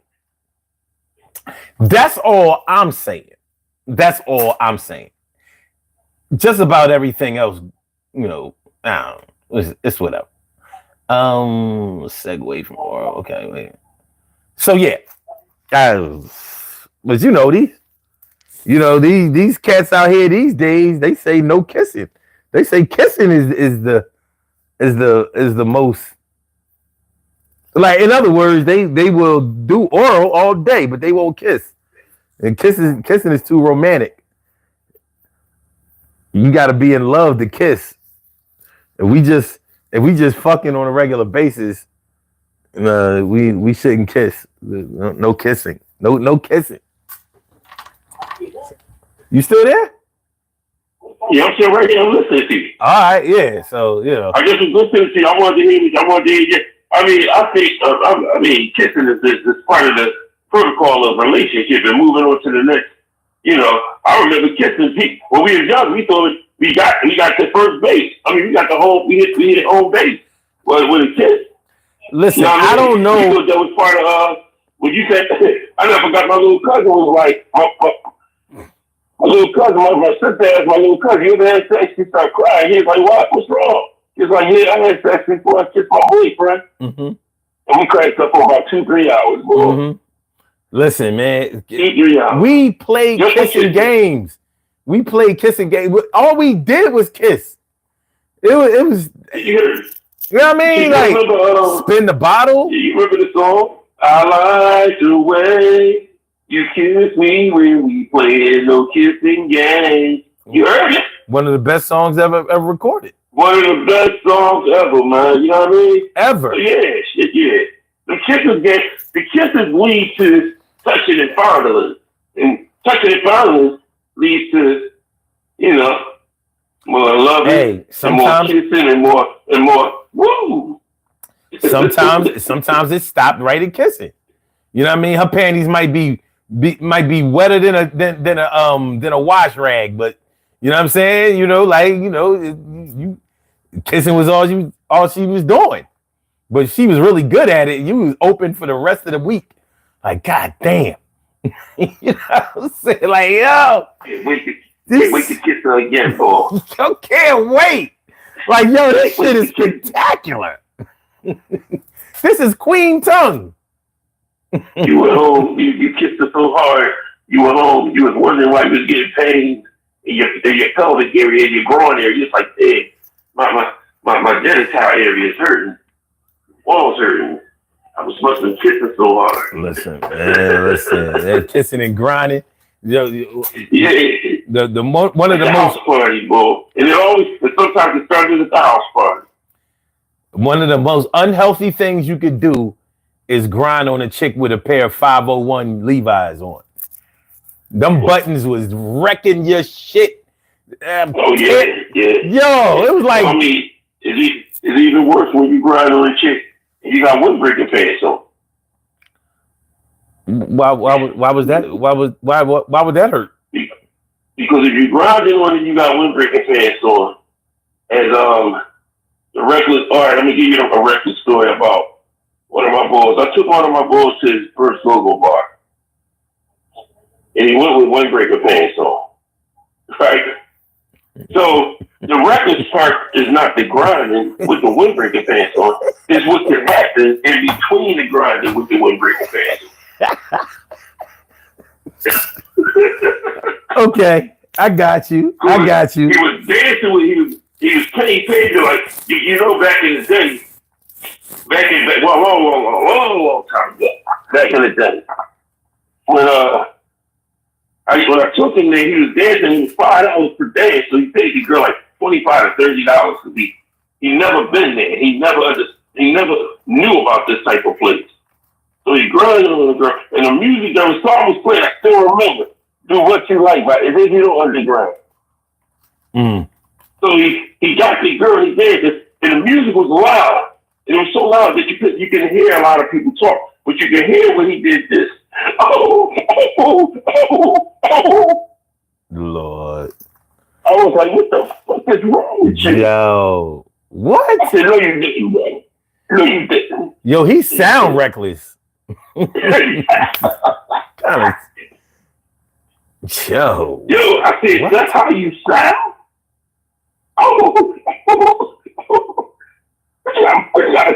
Yo, that's grounds for divorce before marriage.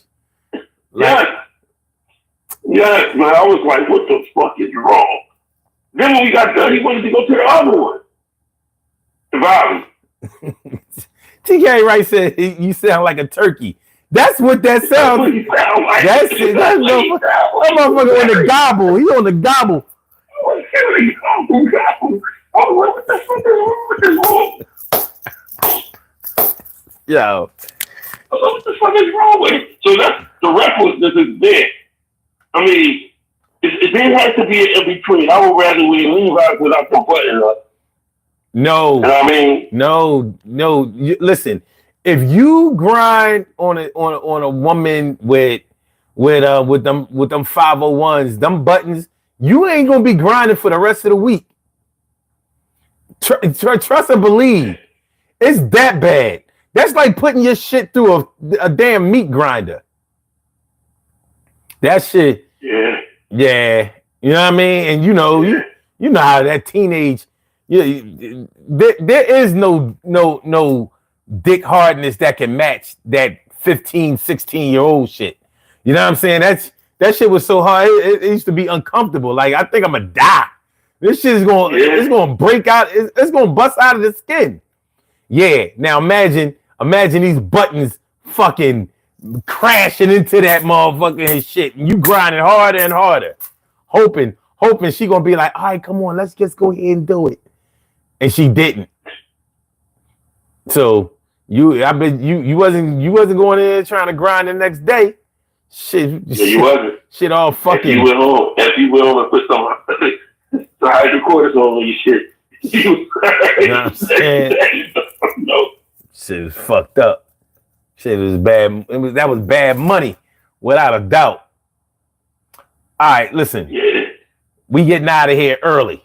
Well, it ain't early because it's been 2 hours. It's been a straight 2 hours. You know what I'm saying? It happened fast, but it was a good flow today.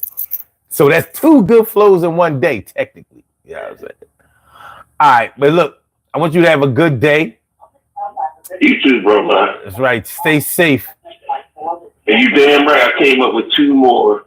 Before you go, I came up with 2 more soundtracks for you. You damn right. Especially that Woman in Red soundtrack. Oh, I thought you had 2 more. Oh, no, I got more, but I ain't going to get it to you now because you might come up with another subject that you want to go back into on it. And I got to have it into my artillery. Got you. Fair enough. I mean, I know what you do. I'm standing on business. Okay, if you like it, baby. All right, man. I'll holler at you later. Have a good one. All right, bro. All right, you too, man. All right, peace. Good stuff. We have some. We have some birthday shout outs to do. Some people were born on this glorious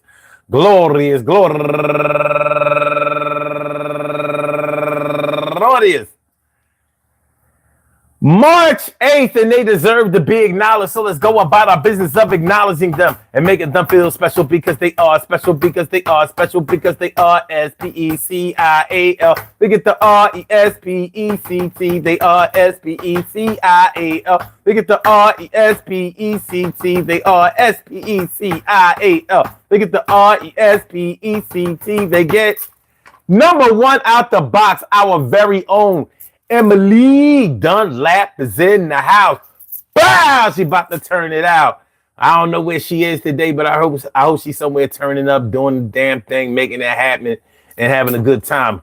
Do your thing, Emily. And also Lee, my girl, going all the way back to the city. Blue Days. We talking about 1987, baby. Lee, that was my girl too, man. Happy birthday to you. And KK Murray, Latoya Martin, Jamie McGowan, Raheem Freeman, Isha Zayn, Osha Kemi, Green. That's my girl. She's a go-getter too. And Jermaine Curry, my man, going all the way back to the 1991. My man, Derek LaBeouf. I want to say happy birthday to all of y'all. And I hope that today finds you all in good health, happiness, mind, body, soul, and spirit. And that goes out to each and every person out there born on this glorious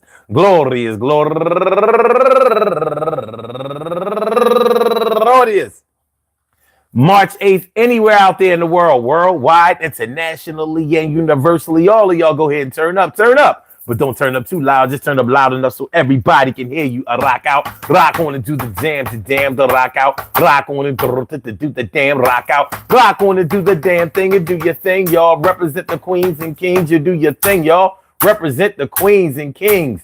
Good things happen to those who wait. Great things happen to those who grind. And anything can happen to those who go for theirs. So go hard, go for yours, and remember, you might be a little reckless. Doesn't mean that you're thoughtless. And when you bought this thing that will help you get a little bit worse, Yo, it doesn't mean it has to be a curse. As you get a little older, you start holding on to your best old times because you know the crime is not something that you're trying to commit because you ain't trying to sit in jail for a little bit. We could have talked about jail going in and out. I don't know what you talking about because it ain't that time as you start to get older, trying to brush the whack ass dust off of your shoulder and get better. Heat it up like a sweater, Coca-Cola in 96. You was. I'm trying to pick your brain, trying to rearrange, make sure that we live this life without a lot of strain. My train of thought is still getting improving, and I'm trying to make sure that I keep it moving from the things that are holding me back. I'm only trying to get a couple of money and stack, stack, stack. And if you ain't trying to do the same with me, then you must be trying to get something else to see. And I don't think nothing at this time is really worth it. Yeah, it's kind of like a tennis ball and I'ma earth it. Or should I say a roof it? Yo, I need proof it that you can make a better sound when I come around. It's my town. Philly is where I come from, where motherfuckers carry around guns act dumb. We climb poles when it's parade time and celebration.